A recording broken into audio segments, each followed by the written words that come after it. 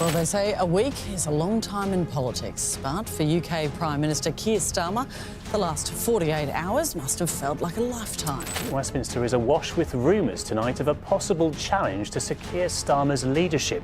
Robert's sources have been telling him that plotters are out to get the Prime Minister. Prime Minister Keir Starmer is on a two-day visit with the biggest delegation of 125 people, including CEOs and representatives from British institutes, universities and industry groups. Breaking news flashed across every screen before anyone even understood what was happening. A political earthquake cracked open the uneasy quiet between London and New Delhi. And for once, Westminster wasn't the one directing the drama. It was the one scrambling to understand it. Moments earlier, India's Prime Minister Narendra Modi had blocked a high-level Labour delegation from entering the country, a move so abrupt it sent shockwaves through every political corridor in Britain. The timing couldn't have been more explosive.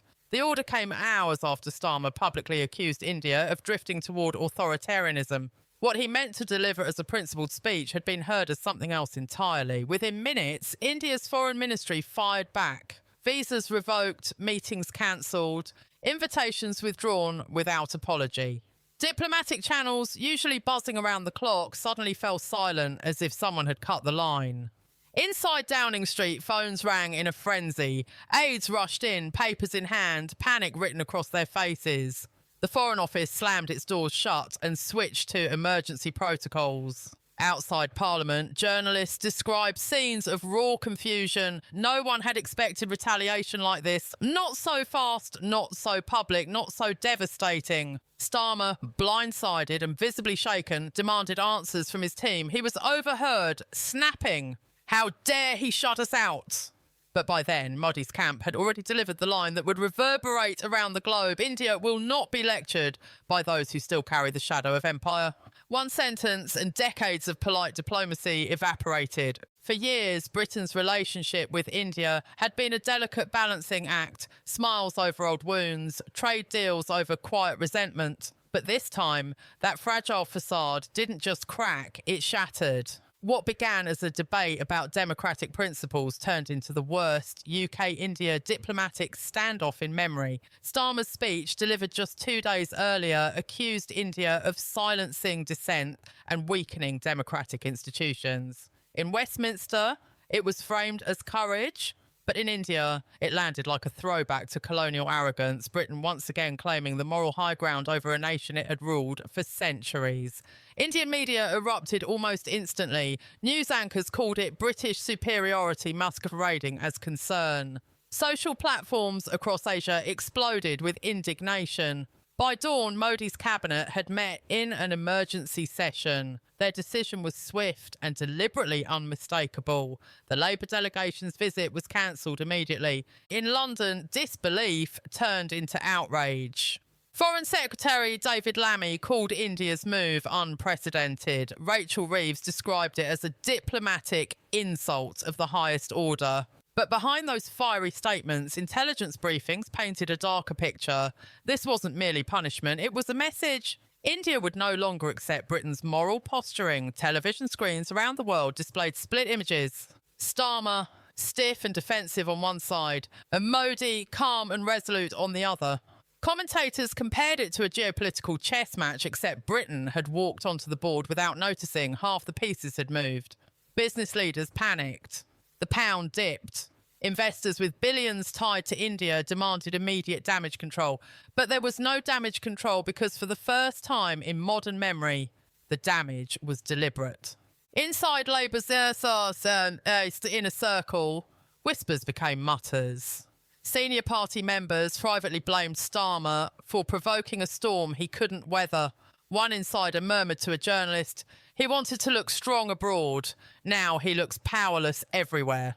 The Conservative benches, sensing opportunity, erupted with mocking laughter during Prime Minister's questions. Even Rishi Sunak, trying to appear neutral, warned of serious consequences for Britain's global standing. But underneath the political theatre, something deeper stirred. To many Indians, Starmer's remarks reopened historical wounds. To many Britons, Modi's retaliation felt like a humiliation, one they believed demanded a response. Nationalists on both sides seized the narrative. In India, pundits called the moment a second independence. In Britain, analysts called it the death of soft power. And then the crisis sharpened further. A leaked Labour memo surfaced online, a document suggesting Starmer's team had planned to use criticism of India's human rights record as leverage in future trade negotiations. Moral leverage, the memo said. Two words that detonated the situation. Indian media plastered their front pages with headlines like "Colonial Tactics Exposed." By evening, protests erupted outside the Indian High Commission in London. Some waved the Indian tricolour, others waved the Union Jack. Both sides chanted at once, a rare and chaotic chorus. But inside Westminster, morale crumbled. Advisers whispered that next week's trade summit could collapse. British media turned harsh. Starmer's India gamble backfire became the headline of the night. The next morning, Britain woke to a full-scale political storm. Starmer's office released a statement calling India's act deeply regrettable and undemocratic. Instead of calming tempers, it ignited them. Indian networks replayed his condemnation alongside grainy footage of colonial officials, bayonets and boots. The symbolism was brutal and effective. Hashtags like #RespectIndia and #StarmerInsultsDemocracy trended worldwide. Then Modi addressed the nation. His voice was steady, his words chosen with precision. India is no longer a colony to be lectured. Those who speak of democracy should look in the mirror first. That line became the spark that turned a diplomatic fire into an inferno. Within hours, British diplomats were recalled for consultations. The Foreign Office called it temporary. Insiders whispered the truth. Relations had frozen solid. Behind Westminster's doors, advisers huddled in panic. "We can't win this," one aide admitted. "Every response makes it worse." British newspapers shifted tone. What began as a moral crusade now looked like a diplomatic miscalculation. Even Labour supporters online asked whether Starmer had misread the global moment, and India wasn't finished. Negotiations over a $28 billion trade agreement, 3 years of work, were suspended. British exporters spiralled into crisis mode. The pound wobbled. CEOs called emergency meetings. Starmer tried to insist that human rights cannot be traded for profit. But the line no longer sounded noble. It sounded defensive. Meanwhile, Buckingham Palace watched with unease. Whispers suggested King Charles had privately reached out to Modi, urging calm. He feared that decades of diplomacy would unravel in a single week. "He feels betrayed by his ministers," one royal source murmured. "They've turned pride into poison."